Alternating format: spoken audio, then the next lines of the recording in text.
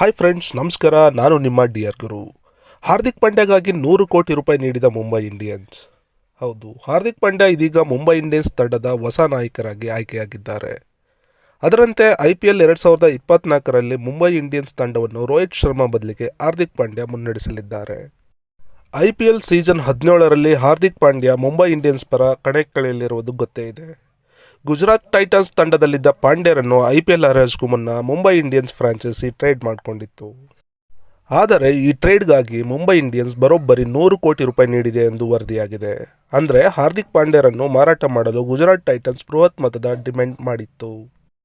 Gujarat Titans franchise ಮುಂದಿಟ್ಟು ವರ್ಗಾವಣೆ ಶುಲ್ಕವನ್ನು ಒಪ್ಪಿಕೊಂಡ ಮುಂಬೈ ಇಂಡಿಯನ್ಸ್ ಅಂತಿಮವಾಗಿ 100 ಕೋಟಿ ರೂಪಾಯಿ ಪಾವತಿಸಿ ಹಾರ್ದಿಕ್ ಪಾಂಡ್ಯರನ್ನು ಟ್ರೇಡ್ ಮಾಡಿಕೊಂಡಿದೆ ಎಂದು ವರದಿಯಲ್ಲಿ ತಿಳಿಸಲಾಗಿದೆ.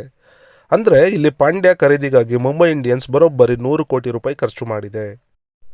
IPL ಟ್ರೇಡಿಂಗ್ ನಿಯಮಗಳ ಪ್ರಕಾರ ಒಬ್ಬ ಆಟಗಾರರನ್ನು ಟ್ರೇಡ್ ಮಾಡಬೇಕಿದ್ರೆ 2 ಫ್ರಾಂಚೈಸಿಗಳು ಒಮ್ಮತಕ್ಕೆ ಬರಬೇಕು.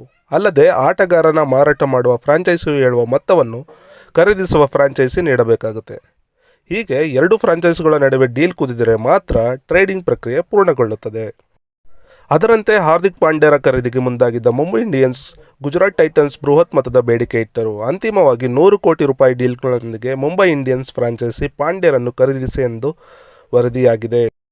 ಇತ್ತ ಬೃಹತ್ ಮೊತ್ತ ಪಾವತಿಸಿ ಖರೀದಿಸಿದ ಪಾಂಡ್ಯ ಇದೀಗ ಮುಂಬೈ ಇಂಡಿಯನ್ಸ್ ತಂಡದ ಹೊಸ ನಾಯಕರಾಗಿ ಆಯ್ಕೆಯಾಗಿದ್ದಾರೆ. ಅದರಂತೆ IPL 2024ರಲ್ಲಿ ಮುಂಬೈ ಇಂಡಿಯನ್ಸ್ ತಂಡವನ್ನು ರೋಹಿತ್ ಶರ್ಮಾ ಬದಲಿಗೆ ಹಾರ್ದಿಕ್ ಪಾಂಡ್ಯ ಮುನ್ನಡೆಸಲಿದ್ದಾರೆ.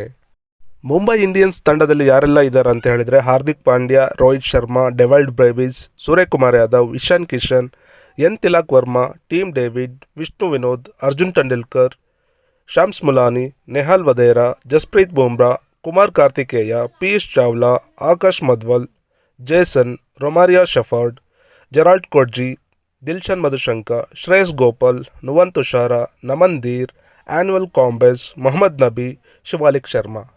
ಇದು ಗೆಳೆಯರೆ ಈ ಕ್ಷಣದ ಮಾಹಿತಿ. ಈ ವಿಡಿಯೋದ ಬಗ್ಗೆ ನಿಮ್ಮ ಅನಿಸಿಕೆ ಅಭಿಪ್ರಾಯಗಳನ್ನು ದಯವಿಟ್ಟು ಕಮೆಂಟ್ ಮೂಲಕ ತಿಳಿಸಿ. ಹಾಗೆ ನಿಮ್ಮ ನೆಚ್ಚಿನ ಡಿಯರ್ ಗುರು ಡಿಜಿಟಲ್ ನ್ಯೂಸ್ ಚಾನಲ್ನ ಸಬ್ಸ್ಕ್ರೈಬ್ ಮಾಡಿಲ್ಲ ಅಂದರೆ ಸಬ್ಸ್ಕ್ರೈಬ್ ಮಾಡಿ. ಮುಂದಿನ ಎಲ್ಲ ನೋಟಿಫಿಕೇಷನ್ಗಾಗಿ ಬೆಲ್ಲಕ್ಕನ್ನು ಒತ್ತಿ ಹರಿಸಿ ಹಾರೈಸಿ. ಮತ್ತೆ ಮುಂದಿನ ವಿಡಿಯೋದಲ್ಲಿ ಸಿಗೋಣ. ಅಲ್ಲಿಯವರೆಗೂ ನಿಮ್ಮ ಡಿಯರ್ ಗುರು ಸೈನಿಂಗ್ ಆಫ್. ನಮಸ್ಕಾರ.